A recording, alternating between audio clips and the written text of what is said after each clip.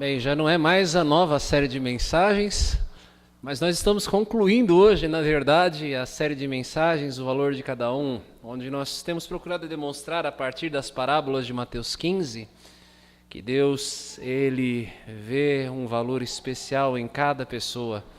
E se Deus vê um valor especial em cada pessoa, nós não podemos agir de maneira diferente ou pensar de maneira diferente. E hoje eu me aproximo desta última mensagem com muito temor e tremor no coração, porque eu creio em primeiro lugar que esta mensagem de Mateus 15, essa parábola de Mateus 15, a partir do verso 11 até o verso 32, ela é a mais bela história que Jesus contou, na minha opinião.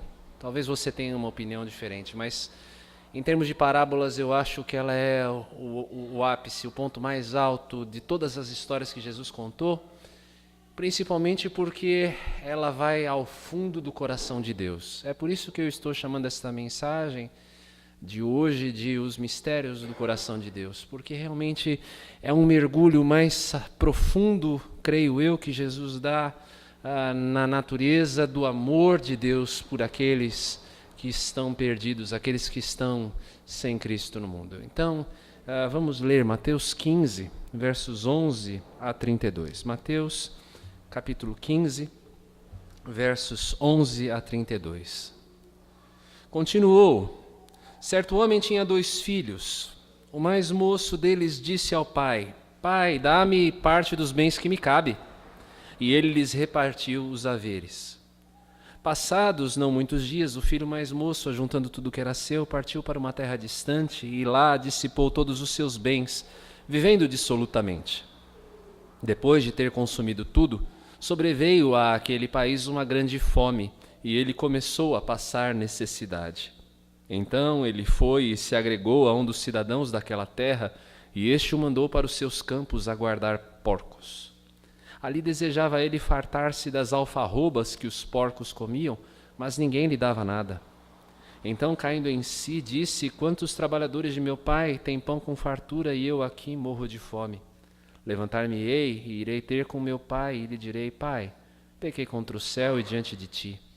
Já não sou digno de ser chamado teu filho. Trata-me como um dos teus trabalhadores. E levantando-se, foi para o seu pai. Vinha ele ainda longe quando seu pai o avistou e, compadecido dele, correndo, o abraçou e beijou. E o filho lhe disse: Pai, pequei contra o céu e diante de ti. Já não sou digno de ser chamado teu filho.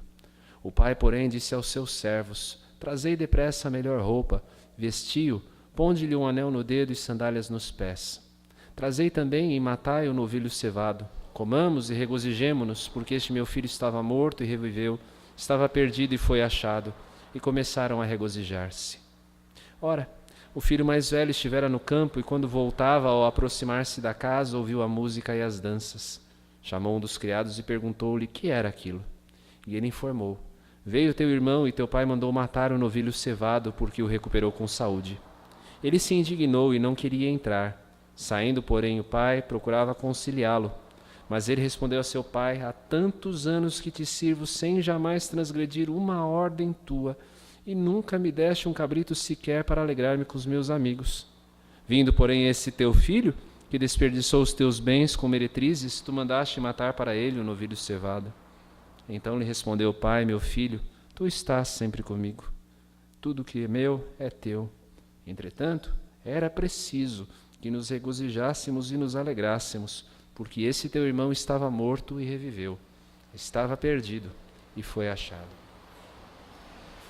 Pai, nós nos aproximamos desta tua palavra com o coração reverente, cheio de temor e tremor, e pedimos, ó Deus, a tua permissão e a tua direção para que todo o amor que é revelado nesta palavra possa inundar o nosso coração, de tal maneira que entendamos quem nós somos diante de ti, diante de teus olhos. Ajuda-nos, Pai. Nós te pedimos no nome de Jesus. Amém. É preciso lembrar aqui o contexto em que Jesus conta esta parábola. Ele está reunido com publicanos e pecadores. Pessoas a quem as lideranças de Israel julgavam pessoas sem importância. ou melhor, pessoas que não deveriam estar em torno daquele que se dizia um profeta de Deus, que se dizia o Filho de Deus. Parecia incoerente a eles que pessoas de tão pouca importância estivessem ligadas a Jesus Cristo. E então eles começam a murmurar entre si, pensando como é que este homem come e bebe com pecadores e publicanos. Como é que Jesus ele recebe estas pessoas? Então Jesus ele está contando esta série de 3 parábolas. Vimos primeiro a parábola da ovelha perdida e vemos a alegria que invade o coração do Pai em recuperar aquele que se perdeu.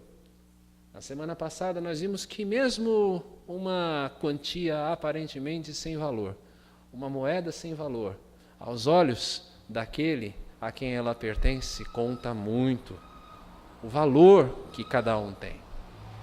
E hoje nós temos uma história com 3 personagens. 3 personagens. De um lado, nós temos um filho mais velho. Alguém que vive segundo as regras. Alguém que, se nós estivéssemos no programa da Super Nanny, seria aquela pessoa que tem o quadrinho das regras da casa e ele segue cada uma delas.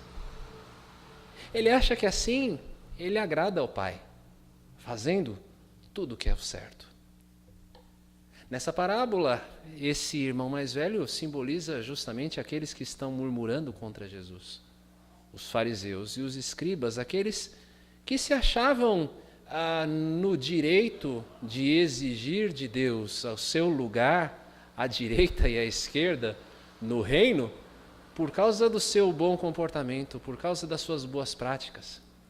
Eram aquelas pessoas que seguiam ou procuravam seguir a lei ao pé da letra, porque achavam que isto era o que Deus requeria delas, que elas seguissem a lei à risca, que isso poderia atrair o favor de Deus para elas. Talvez seja o seu caso. Talvez seja o seu caso que é um cristão de longa data, ou talvez de pouca data, mas que crê que você deve fazer tudo certinho, tudo conforme a cartilha. Você deve ser a criança bem educada da Super Nanny. Você deve ser aquele que faz tudo muito bem e que espera no final do dia levar o tapinha nas costas de Deus e dizer: muito bom, você está fazendo tudo certo. Em nenhum momento acredite, eu quero dizer a você que é errado obedecer, não se trata disso. Mas o problema é qual é a motivação do coração na obediência. E é Cristo que Cristo vai mostrar nesta parábola em relação ao irmão mais velho. Do outro lado, você tem um irmão mais novo, inexperiente, rebelde. Aquele que ainda está na flor da idade, que acabou de descobrir a vida e que acha que há muita riqueza que o pai ainda não contou. Talvez também seja o seu caso que está aqui hoje, ou o caso de você que nos assiste em casa, aí ao longo da semana. Você que acredita que, bem, pode existir riqueza fora da casa do pai. E no meio da história, no meio desses 2 irmãos está um pai. Um pai sábio, gracioso, cheio de amor. Um pai que representa aqui o próprio Deus. A atitude do próprio Deus para conosco, não importando em qual grupo nós estejamos. No grupo daqueles que fazem tudo certo e que muitas vezes olham para aqueles que, bem, não se alinham tanto com a palavra de Deus, com os mandamentos, com aquilo que deveria ser feito. Mas também um Deus que ama e é gracioso para com aqueles, bem, que se desviam. Deus vê valor em tanto um quanto em outro. E esse é um mistério do coração de Deus. É um mistério do amor de Deus como isto pode acontecer. Vamos mergulhar no texto hoje, então, e procurar compreender quais sejam esses mistérios do coração de Deus, esses mistérios profundos do coração e do amor de Deus. Diz o texto que um dia o filho mais jovem, ele chega ao pai e pede: pai, eu quero a parte da minha herança, a parte que me cabe. Dois detalhes culturais importantes aqui. Primeiro, muitos comentaristas olham para esse texto e dizem que isso é tremendamente ofensivo. Pensam que isso é tremendamente ofensivo, como se o filho estivesse dizendo ao pai: pai, eu quero que você morra. Na verdade, não é. Essa era uma prática até comum em Israel, da herança ser adiantada ao filho. O próprio Abraão fez isso em relação a Isaac. Isso mostra que não era algo necessariamente ofensivo isso que o filho estava fazendo. É impedir a sua parte da herança que correspondia a 1/3 de tudo aquilo que o pai possuía. Ele era o mais jovem. Ao filho primogênito cabia a maior parte, 2/3. Ao filho primogênito, ao filho mais jovem, então, caberia 1/3, e é esse 1/3 que ele pede. O problema desse pedido do filho que é atendido pelo pai não está no fato dele pedir herança. O problema deste filho mais jovem está no fato de que no seu coração ele rejeita o pai. Ele acha que é mais importante para ele ter a herança, é mais importante para ele desfrutar desses bens, desfrutar de sua vida, fruir da sua juventude, do que estar na casa do pai. Ele acredita nisso. E ao acreditar nisso, ele é como os nossos primeiros pais, Adão e Eva, colocados num lugar de bem-aventurança, num lugar de plena satisfação, um lugar de comunhão com Deus, cheio de amor, em que eles estariam cobertos pelo amor e pela bondade de Deus que se revela em cada ato de providência do Senhor. Mas, sob a influência de Satanás, os nossos primeiros pais, Adão e Eva, começam a pensar que possa existir uma riqueza maior fora daquela que o papai pode dar. E aí, ao tomarem do fruto proibido, eles estão justamente pedindo a sua parte na herança. Eles estão dizendo: pai, eu vou embora. Isso acontece com os nossos primeiros pais, mas acontece conosco também. Quantas vezes nós nos desviamos imaginando que pode haver uma riqueza maior fora da vontade de Deus do que aquela que nós encontramos nos braços do Pai, no âmbito do amor de Deus. Por vezes nós pensamos que possa existir bênção maior do que pertencer ao Senhor. Por vezes nós deixamos de crer que a graça do Senhor, como nós cantamos, é o que nos basta. E nós nos desviamos. Isso acontece conosco que estamos na casa do Pai, isso acontece com aqueles que talvez nunca tenham ouvido que tiveram um pai um dia. Mas a você, que não conhecia a realidade desse pai, saiba, você também um dia, mesmo que inconscientemente, pediu a sua parte na herança. Ao desconsiderar Deus, ao tirar Deus da equação da sua vida, ao não considerar que Deus é certamente o ponto focal de toda a sua existência, e ao não entronizar Deus em sua vida, entronizar a si mesmo, a sua vontade na sua vida, você está justamente pedindo essa herança e buscando uma riqueza maior fora da casa do Pai do que você encontraria dentro. Segue a história dizendo que o filho parte, ele pega todos os seus bens, todos os seus haveres, porque o pai não os nega. Ele parte e vai viver dissolutamente. É preciso apontar aqui um mistério do amor de Deus. Em momento algum o pai tenta dissuadi-lo. O pai tenta fazê-lo mudar de ideia. O pai cumpre o desejo do filho. E eu imagino que o texto não nos diz isso, é uma injunção minha, mas por que não pensar assim? Nós, principalmente que somos pais, talvez entendamos bem essa figura, talvez com o coração rasgado. Porque o pai sabe que aquela aventura não vai dar certo. O pai sabe que o filho não vai encontrar nada melhor fora de casa do que ele encontraria dentro.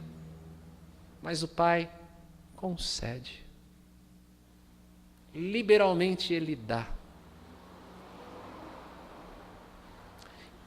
Porque esse é um mistério do amor de Deus. Porque Deus não deseja o nosso amor constrangido. O Senhor não deseja constranger-nos a amá-lo simplesmente com base nas suas bênçãos. O Senhor não deseja que o nosso amor por Ele seja um amor obrigado, um amor carregado, um amor de peso. Ele nos torna filhos, não escravos. Quem está com uma outra pessoa por obrigação é escravo. Mas quem está com o outro por amor é filho. Se você está diante de Deus por amor, você está vivendo uma posição de filho.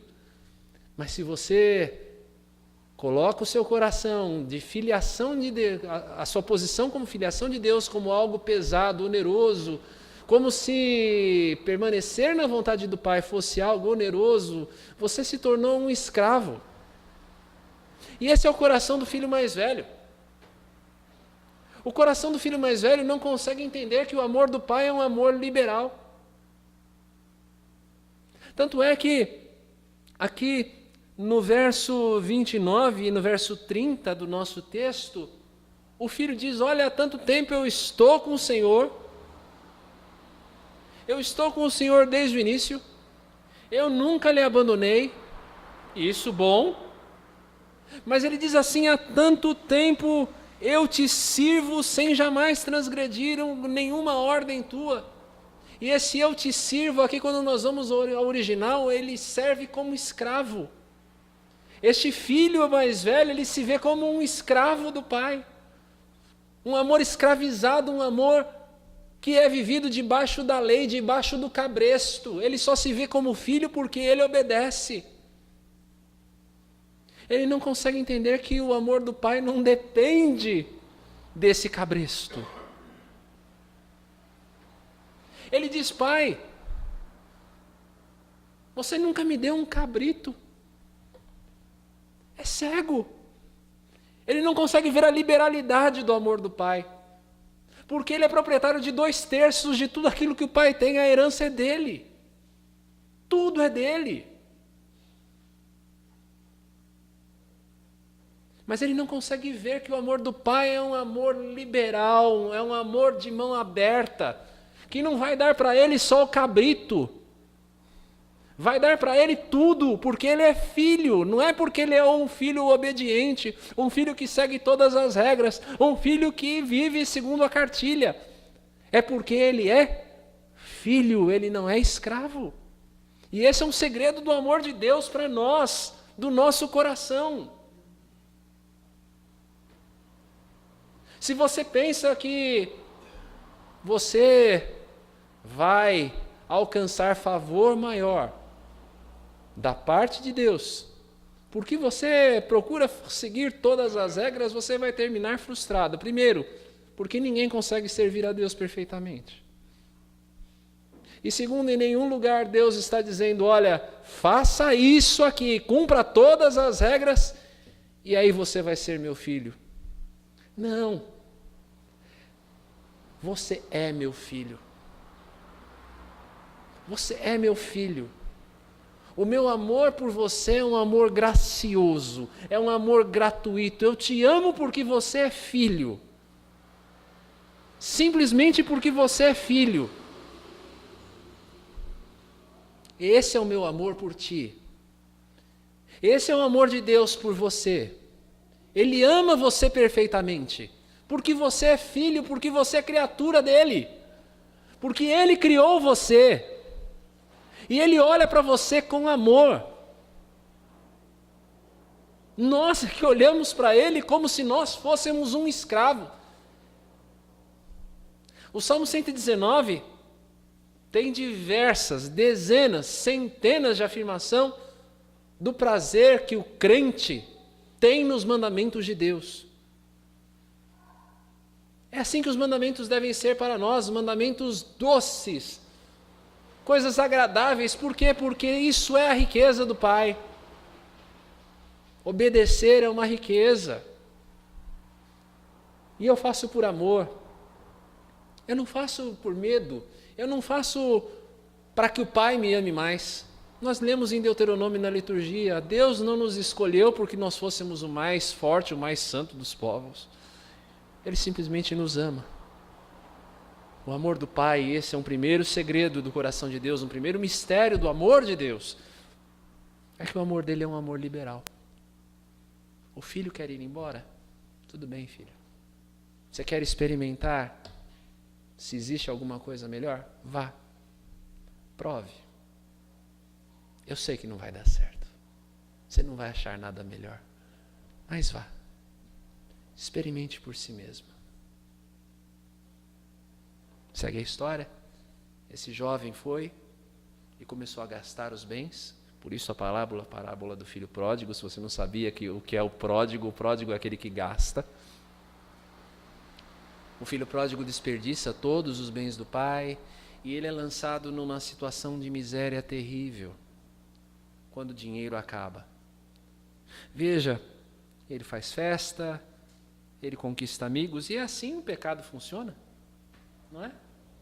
Num primeiro momento, o pecado ele é agradável aos olhos. Já tivemos a oportunidade de dizer isso aqui outras vezes. Se o pecado não fosse agradável, ele não era tentador. Todo pecado é agradável aos olhos. O problema é a consequência dele com o tempo. O pecado cobra o seu preço. Porque se Deus é Pai, o pecado é um Senhor severo. Se Deus é um Pai amoroso que cuida, um Pai providente, o pecado, por sua vez, ele expolia, ele usurpa, elimina a força do homem, elimina a riqueza interior do homem. E é isso que acontece aqui com esse jovem. Ele vai sendo minado, essas riquezas vão sendo perdidas. Ele começa a se descaracterizar. Aquele jovem rico que era na casa do pai, amado pelo pai, ele começa a perder a sua identidade. De tal maneira que ele comete aqui algo que para os judeus, e esta imagem deve ter sido, esta imagem que está aqui nos versos 15 e 16, uma imagem que para os judeus devia ser tremendamente ofensiva aos ouvintes de Jesus. Primeiro, porque ele se torna um escravo. Segundo, porque ele se torna um escravo de um gentil. Um judeu jamais criaria porcos. Os porcos eram imundos para os judeus. Então ele se torna um escravo de alguém que não era parte do povo de Deus. E terceiro, ele vai criar porcos, animais imundos. Quem cuidava de porco para um judeu era um amaldiçoado. O que Jesus está querendo mostrar aqui é que esse jovem, ele se torna alguém absolutamente descaracterizado, alguém que você jamais olharia para ele e diria, esse é um filho de um homem rico. Quantas pessoas você não conhece que estão nessa situação? Que parece que perderam até a sua humanidade. Farrapos. Pessoas que, por causa da sua miséria, sua situação, não estou falando só de miséria financeira, mas por causa da sua miséria espiritual, parece que se deixaram de ser humanos, parece que foram para longe de Deus num caminho que aparentemente é absolutamente sem volta. Talvez você olhe para algumas pessoas ou para algum tipo de pessoas e pensam, esse tipo de pessoa ou essa pessoa não tem solução. Não tem volta, não tem caminho de volta. Ou talvez você olhe para si mesmo e diga, eu não tenho um caminho de volta. Eu compartilhava hoje de manhã na Betel, na classe dos adolescentes, da minha experiência quando eu visitei o comando, a central de comando da Polícia Militar, no Copom, ali no bairro ali na Tiradentes, no quartel-general. É muito interessante, né, essa visita. A tecnologia é muito boa, né, da polícia. Tem um mural, para que vocês tenham uma ideia, de video wall, né? Ou seja, são diversos monitores monitorando praticamente a cidade inteira. Né? As câmeras que são colocadas ali atendendo às ocorrências. E um monitor desse sempre fica ligado na Cracolândia. E quando eu estava visitando essa central, eu fiquei olhando, E é triste você perceber aqueles farrapos humanos que circulam ali pela rua Helvétia. Gente que parece que não tem nem mais nenhuma solução. Que está na situação de miséria aqui que esse jovem estava.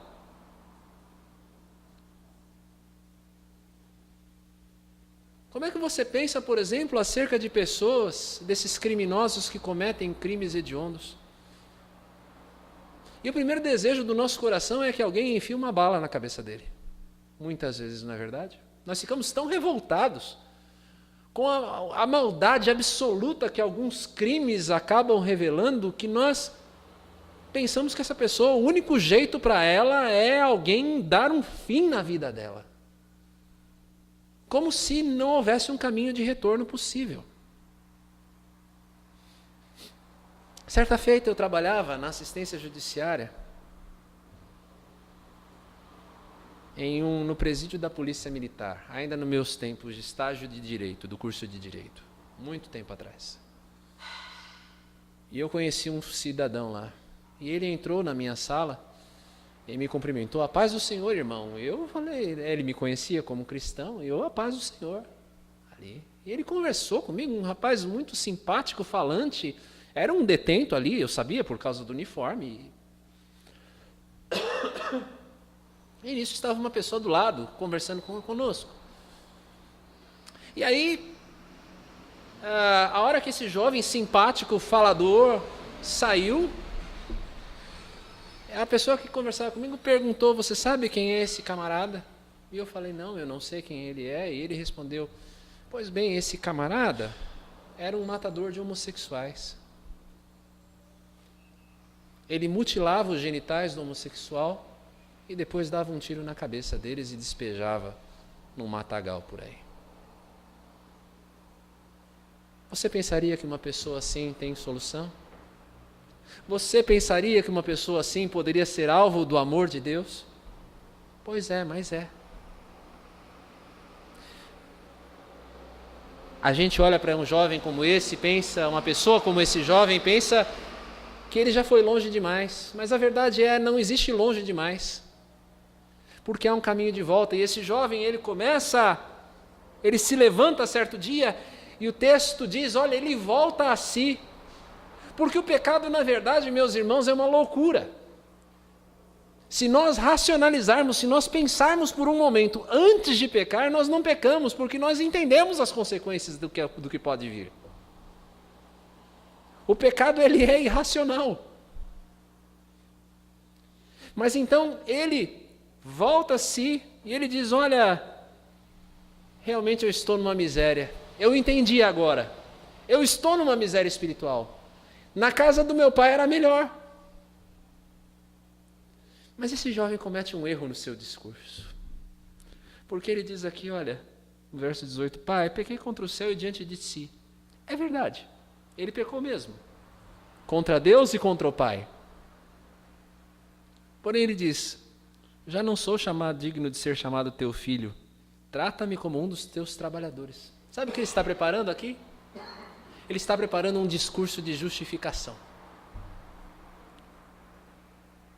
Ele está se colocando numa posição em que ele não consegue entender que ele pode ser completamente restaurado.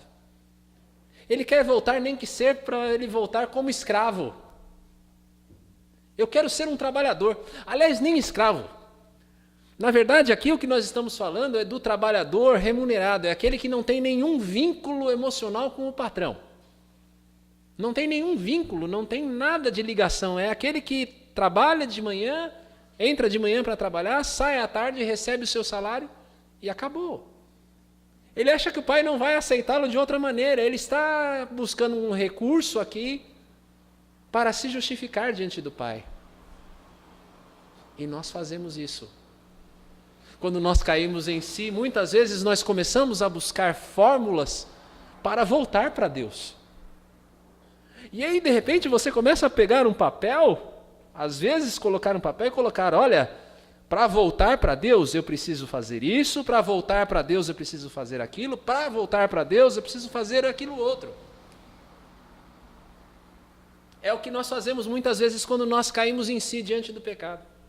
Então o jovem pega as suas coisas, o pouco que tinha, a sua roupa suja, ele está descalço, pé sujo, roupa imunda, talvez aquele cheiro que você conhece de morador de rua. Imagina o camarada que está cuidando de porco, o cheirinho que ele deve estar, fedido. E ele vai pelo caminho matutando e pensando e melhorando o discurso dele. Pai, isso e aquilo. Mas aí vem um outro detalhe do amor do pai. Diz o texto que o pai o vê de longe.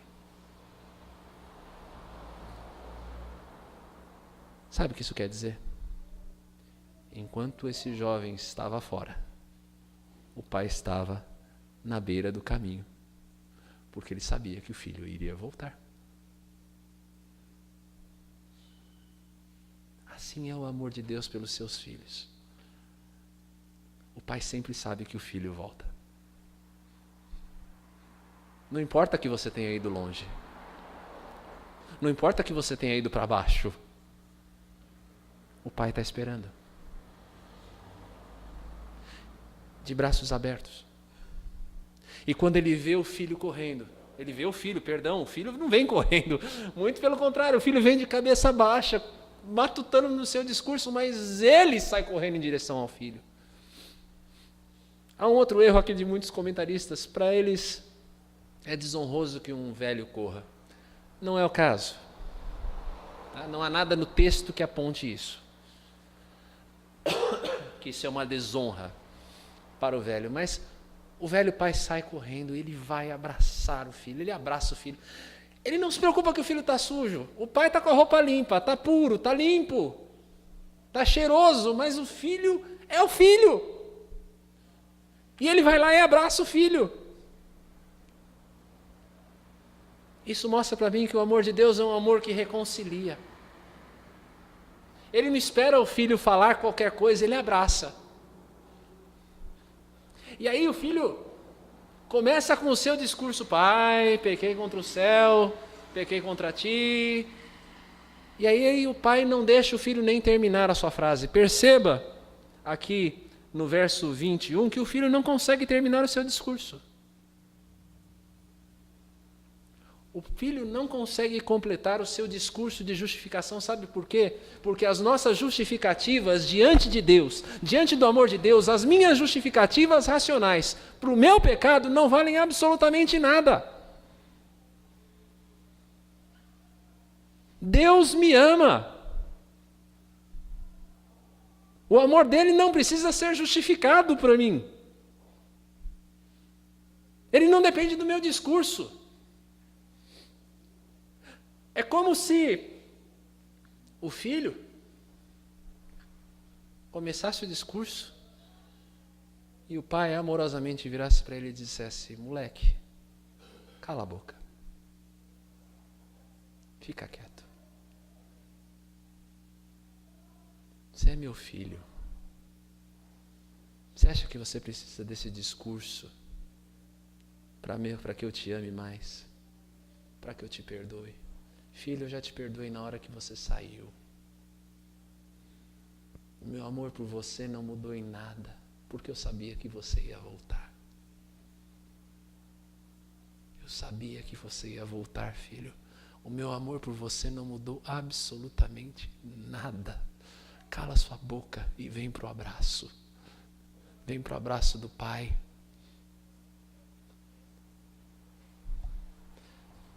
E para quem acha que é longe demais, é miséria demais, o pai diz: traz depressa a melhor roupa, veste, põe um anel no dedo, sandália nos pés. Sabe o que o pai está fazendo? Ele está restaurando a dignidade desse filho. O filho estava pensando em voltar para ser trabalhador, mas o pai dá a ele todos os sinais de que ele é filho, ele não é trabalhador, ele não é escravo, ele é filho.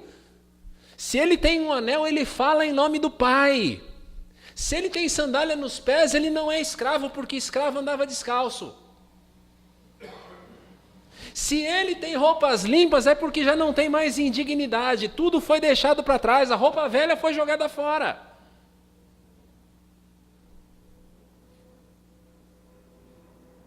O amor de Deus nos restaura completamente. Não importa quão longe você foi, não importa os prejuízos que o pecado trouxe, não importa o desastre que o pecado provocou na sua vida, não importa.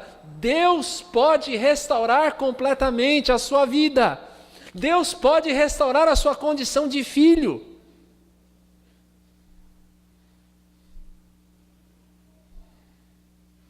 E então começa uma festa, porque esta é a conclusão de todas as parábolas. O pai se alegra, há sempre a alegria na volta daquele que estava perdido e foi achado, porque Deus vê valor em você. E cada vez que um pecador se arrepende, há festa no céu. Ele manda matar o novilho cevado, que é aquele boi gordo que está reservado para a festa. Todo fazendeiro judeu sempre tinha um boi gordo reservado para uma festa inesperada. E o pai fala, vai buscar aquele boi gordo lá, vamos fazer um boi no rolete aqui. Né? Põe o boizão lá para rodar. Não sei se era assim em Israel, né? Mas era uma boa ideia. Bota o boi aí, vamos fazer um churrascão. Vamos ter dança, vamos ter festa. Porque esse menino estava morto. Aos seus próprios olhos ele estava morto, mas ele reviveu. Aos olhos de todo mundo ele reviveu. Ele só não estava morto aos olhos do pai. Ele está de volta, vamos fazer festa. E aí chega o irmão mais velho, aquele que não consegue entender isso. Aquele que tem a mentalidade de escravo. Mas o pai responde a esse irmão mais velho. Ele não consegue, o irmão mais velho, nem ver o seu irmão mais novo como filho, como irmão. Ele diz, esse teu filho. Ele não consegue ver valor nele. E às vezes o nosso coração é cruel desta maneira. Nós não conseguimos ver essas pessoas que estão nesta situação de miséria espiritual como nossos irmãos e que eles necessitam voltar à casa do Pai. E que quando eles voltam é necessária a festa.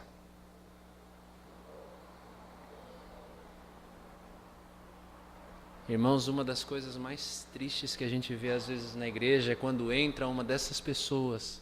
Graças a Deus eu nunca vi isso acontecer aqui. Eu espero nunca ver. Mas quando entram nas nossas igrejas uma dessas pessoas que nós consideramos indesejáveis e as pessoas se afastam delas. Às vezes o sujo, o bêbado, às vezes uma mulher com uma roupa mais provocante, um homossexual. E é triste ver as pessoas se afastando como se aquelas pessoas não estivessem que estar ali. Como se elas não fossem boas o suficientes para estarem ali. Pois é, se elas não eram boas, nem nós somos. Nenhum de nós poderia estar aqui se não fosse o amor de Deus. E porque Deus as amou, elas voltaram, porque de alguma maneira Deus as fez cair em si. Qual deve ser a postura de nós, filhos mais velhos? É nos alegrar. Porque Deus se alegra. Ai, meus irmãos, quantos mistérios do amor de Deus nós temos aqui. Que profundidade da riqueza do amor de Deus, da graça de Deus são reveladas a nós nessa parábola. A história desse filho pródigo é a história da minha vida. É a história da sua vida.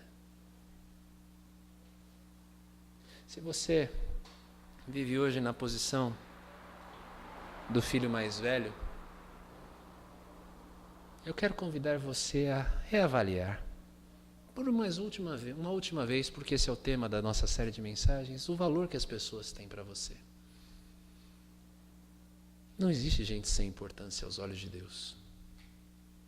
Não existe quem tenha ido longe demais da graça salvadora do Senhor. Não existe ninguém que tenha ido longe demais do amor de Cristo, da cruz, da obra que o Senhor Jesus fez na cruz. Não existe quem tenha ido longe demais.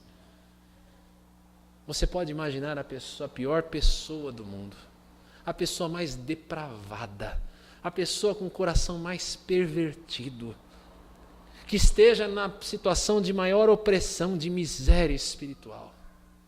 esta pessoa é alguém por quem o Pai espera na beira do caminho. Essa pessoa é alguém por quem o Pai espera com roupas limpas, com sandália, com anel, que o Pai quer lavar, quer dar banho, por quem o Pai quer fazer festa. E se essas pessoas são importantes para Deus, elas deveriam ser importantes para nós. Elas deveriam ser importantes para nós. Ou talvez você esteja no lugar hoje do irmão mais novo. E se você está no lugar do irmão mais novo, eu só posso dizer a você, volte para casa. Tem um pai esperando você. Tem um pai esperando você. Talvez essa mensagem se aplique a algum dos irmãos que está aqui hoje. Talvez se aplique a você que nos assiste aí de casa durante a semana. Volte para casa. Talvez você seja um crente desviado, alguém que já passou pelos arraiais do Senhor, por uma ou outra igreja. Volte para casa. Você ainda não foi longe demais. Não existe longe demais para um pai que espera na beira do caminho. Queridos, que nós aprendamos que as pessoas têm valor aos olhos de Deus. Seja eu, seja você, seja qualquer outra pessoa com quem nós cruzamos na rua todos os dias. Deus nos ama. E isso é tudo.